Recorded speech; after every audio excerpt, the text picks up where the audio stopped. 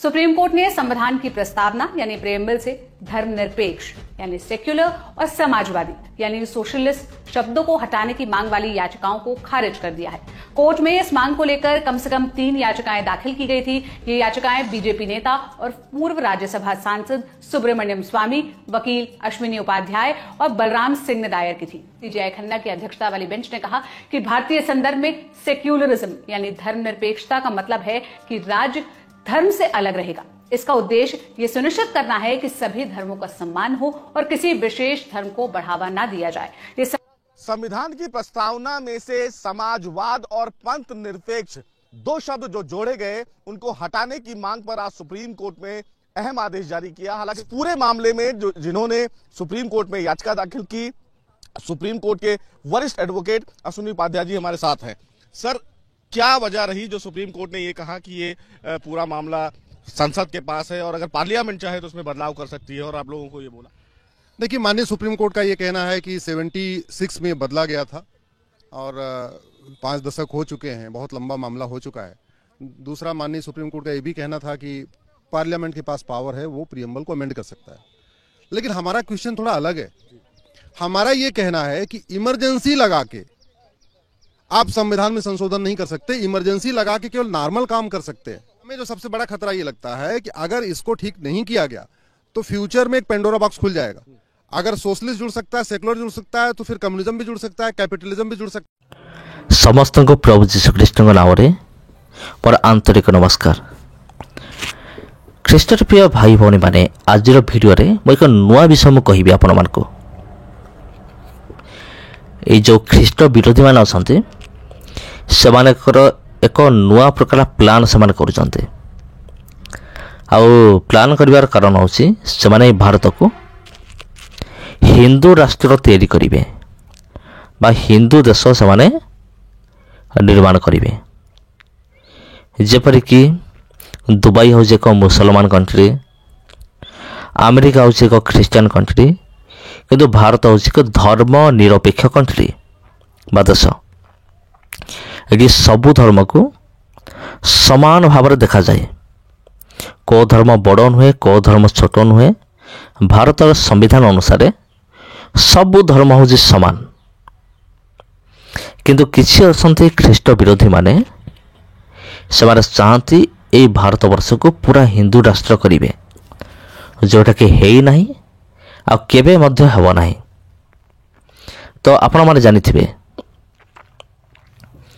जे नरेंद्र मोदी जतले प्रथम थर पई प्रधानमंत्री हेले आ सेही समय ए चेष्टा रही आसी जे समान कौन करेंगे ए भारत को एक हिंदू राष्ट्र तैयारी करेंगे। आ नरेंद्र मोदी जतले प्रधानमंत्री हेले आ से मत शपथ करथिले मु गुटे वर्ष मध्य ए भारत को हिंदू राष्ट्र करदेवी। गोटे वर्ष कौन पूरा 5 वर्ष बीतीगला है ना, पुणी इलेक्शन है, पुणी नरेंद्र मोदी जीतिले, पुणी से शपथ कले तांकर माँ को मुंडरे हाथ रखिकी माँ को मुंडरे हाथ रखी शपथ कले जे भारत को मु कौन करी मो देश को हिंदू राष्ट्र तैयारी करी, कि ताहा मध्य हैला नहीं। हाँ प्रिय बंधुगण, तापर देखु पुणी आउ थे प्रधानमंत्री हेले, किंतु वर्तमान प्रधानमंत्री जो आगे जो धाक देखुले सेटा वर्तमान ना, कारण वर्तमान विरोध पार्टी पूरा स्ट्रंग अच्छा। से मोदी सरकार आम प्रिय आदरणीय नरेंद्र मोदी पूरा दबी जाइछन्ति आ से प्रति मुह मध्य खोलुना, किंतु अन्य जो तांकर चामचा माने चेला माने जो अछन्ति बीजेपी दलर से माने जाइकी कोर्ट रे गोटे केस कले, से कोर्ट रे से आवेदन कले जे ये जो भारत एक धर्म निरपेक्ष राष्ट्र आ ये धर्म निरपेक्ष वार्डटा उठे दिया जाओ, एमानकर माइंड को मानिया पड़िबो। माने सियाल परी एमाने पूरा चतुर अटंती। एमाने कहले एमाने जाइकी एमती कंप्लेन कले नहीं जे भारत को हिंदू राष्ट्र हो जाऊ आम चेष्टा करुचु आम भारतर समस्त को हिंदू करने को चाहूँ एमती से कंप्लेन कले ना बर से कंप्लेन कले धर्म निरपेक्ष शब्दटा उठी जाऊ प्रिय बंधु कौन किंतु सुप्रीम कोर्ट तांकर एई जो दाबी करथिला ताको पूरा खारज करदेला आ पूरा प्रत्याख्यान करदेला एटा हेई परिबो नाही कारण आम भारत वर्ष रे सबु धर्म को सम्मान दिया जाए समान दृष्टि देखा जाए से कौन सी गोटे धर्म को माने कौन सी गोटे धर्म को स्वतंत्र भाव में देखा जाई परिबो नाही आम भारत वर्ष रे सबु धर्म समान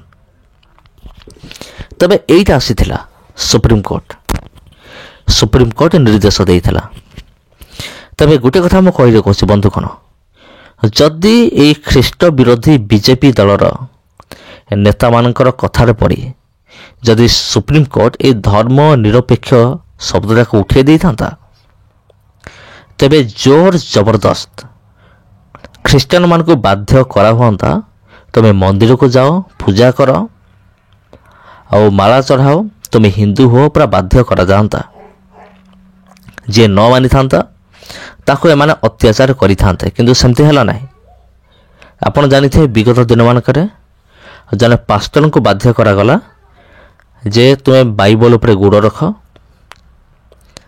आउ ताको पाखरे जने महिला थिले ताको तुमे सिंदूर पिंधाओ जबरदस्त बाध्य करा गला आउ गोटे खबर मु पाइथिले किछि दिन पूर्व गोटे जगह एमती पत्रिका बंटन करा जाउथला बाइबल बंटन करा जाउथला आरएसएस लोक मैंने घेरी गले कर तुम मैंने निजे बाइबल को निया लगाओ एटा तो प्राय छुटिया मोटिया घटना गाँ गहली घटुची किंतु जदि धर्म निरपेक्ष शब्दटा जदि उठे दिया ही था तेबे बहुत बड़ दंगा सृष्टि होता पूरा समग्र भारत वर्ष रे किंतु परमेश्वर ता हवा को देले नहीं तेबे समस्त को ख्रीष्ट प्रिय मोर आंतरिक नमस्कार समस्त को आंतरिक नमस्कार पुणी देखा आ गोटे वीडियो को लाइक करंतु चैनल को सब्सक्राइब करंतु वीडियो को शेयर करंतु धन्यवाद। सुप्रीम कोर्ट ने संविधान की प्रस्तावना यानी प्रेम्बल से धर्मनिरपेक्ष यानी सेक्युलर और समाजवादी यानी सोशलिस्ट शब्दों को हटाने की मांग वाली याचिकाओं को खारिज कर दिया है। कोर्ट में इस मांग को लेकर कम से कम 3 याचिकाएं दाखिल की गई थी। ये याचिकाएं बीजेपी नेता और पूर्व राज्यसभा सांसद सुब्रमण्यम स्वामी, वकील अश्विनी उपाध्याय और बलराम सिंह ने दायर की थी। सीजेआई खन्ना की अध्यक्षता वाली बेंच ने कहा कि भारतीय संदर्भ में सेक्युलरिज्म यानी धर्मनिरपेक्षता का मतलब है कि राज्य धर्म से अलग रहेगा। इसका उद्देश्य ये सुनिश्चित करना है कि सभी धर्मों का सम्मान हो और किसी विशेष धर्म को बढ़ावा न दिया जाए। संविधान की प्रस्तावना में से समाजवाद और पंथ निरपेक्ष 2 शब्द जो जोड़े गए उनको हटाने की मांग पर आज सुप्रीम कोर्ट में अहम आदेश जारी किया। हालांकि पूरे मामले में जिन्होंने सुप्रीम कोर्ट में याचिका दाखिल की, सुप्रीम कोर्ट के वरिष्ठ एडवोकेट अश्विनी उपाध्याय जी हमारे साथ हैं।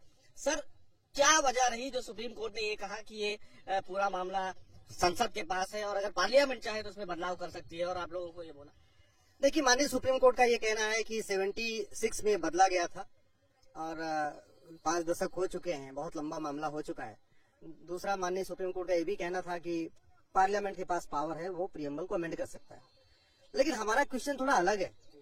हमारा ये कहना है कि इमरजेंसी लगा के आप संविधान में संशोधन नहीं कर सकते, इमरजेंसी लगा के केवल नॉर्मल काम कर सकते हैं। हमें जो सबसे बड़ा खतरा ये लगता है कि अगर इसको ठीक नहीं किया गया तो फ्यूचर में एक पेंडोरा बॉक्स खुल जाएगा। अगर सोशलिस्ट जुड़ सकता है, सेकुलर जुड़ सकता है, तो फिर कम्युनिज्म भी जुड़ सकता है, कैपिटलिज्म भी